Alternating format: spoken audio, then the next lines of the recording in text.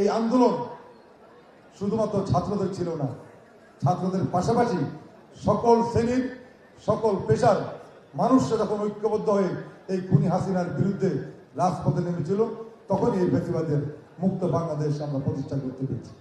সুতরাং আমি মনে করি কারোই দাবি করা উচিত না এই ফ্যাসিবাদ মুক্ত আন্দোলন শুধু তারাই করেছে। এখানে এই আন্দোলন করতে গিয়ে বিএনপির কয়েক হাজার নেতাকর্মী শহীদ হয়েছে এই 16 বছরে। আর শুধুমাত্র এই জুলাই আগস্টে যে 1 মাসের যে আন্দোলন, সেখানে প্রায় 450 বিএনপির নেতাকর্মীরা শহীদ হয়েছে।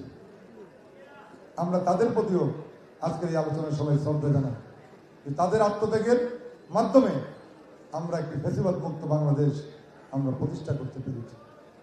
আজকে এই দেশকে ফ্যাসিবাদ মুক্ত করার পরে মানুষের দীর্ঘদিনের যে আশা আকাঙ্ক্ষা একটি সুষ্ঠু নির্বাচন, সেই নির্বাচনের মাধ্যমে জনগণ যাকে পছন্দ করবেন, যাকে ভালোবাসবেন, যাকে দেশ শাসন করার ক্ষমতা অর্পণ করবেন, তাদের ভোটের মাধ্যমেই আমরা একটি সরকার প্রতিষ্ঠার জন্য দীর্ঘদিন আন্দোলন করেছি।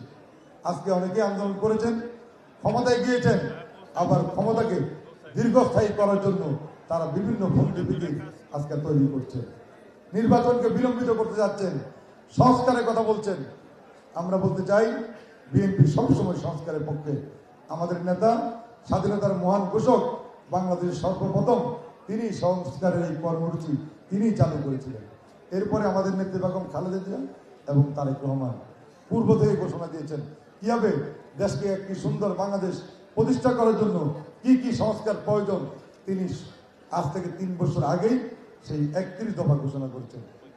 আজকে তাদের উদ্দেশ্যে বলতে চাই, যারা ক্ষমতায় থাকার জন্য এই নির্বাচন প্রক্রিয়া বিলম্বিত করতে চাচ্ছেন, জাতিকে নির্বাচন থেকে দূরে রাখতে চাচ্ছেন, আপনারা সাবধান হয়ে যান।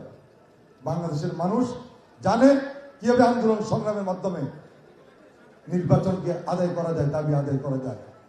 বিভিন্ন সময় আমরা দেখেছি এরশাদ বিরোধী আন্দোলন বলেন, শহীদের বিরোধী আন্দোলন বলেন, সকল আন্দোলনে বাংলাদেশের মানুষ যখন ঐক্যবদ্ধ হয় তখনই এই ফ্যাসিবাদদের থেকে দেশকে মুক্ত করা হয়। তাই বলতে চাই, একটি সুষ্ঠু নির্বাচন আমাদের সময়, আমাদের দাবি, এদেশের মানুষের দাবি, জনগণের দাবি, জনগণের ক্ষমতা জনগণকে হস্তান্তর, এখান থেকে বাধা দেওয়ার কথা না। আবার অনেকেই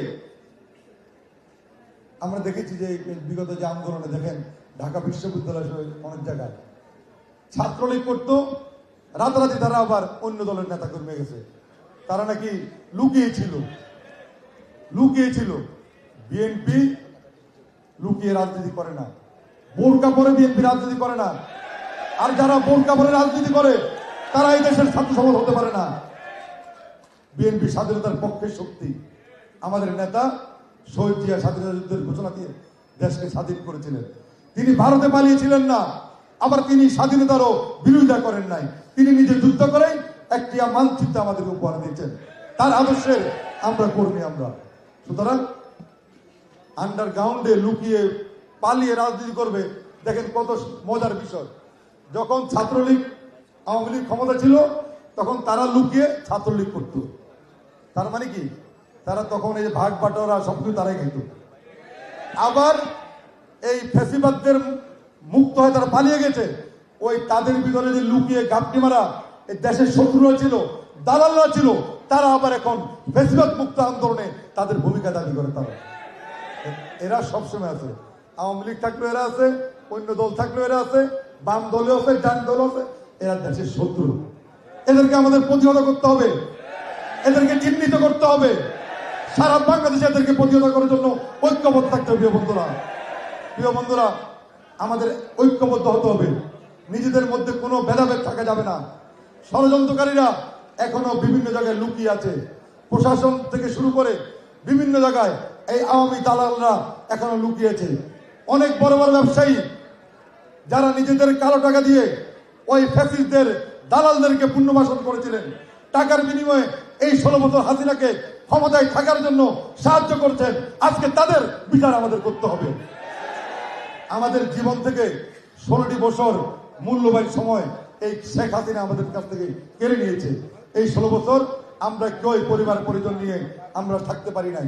আমরা পিতার জানাজায় অংশগ্রহণ করতে পারি নাই, আমরা মায়ের জানাজায় আমরা অংশগ্রহণ করতে পারি নাই। আজকে আমাদের দাবি, যে কোনো মূল্যে ফ্যাসিবাদের দালালরা যেখানে লুকিয়ে থাকবে তাদেরকে চিহ্নিত করে তাদের বিচার করতে হবে। আজকে হবে এই শহীদ দিবসে আমাদের অঙ্গীকার। সকলকে ধন্যবাদ।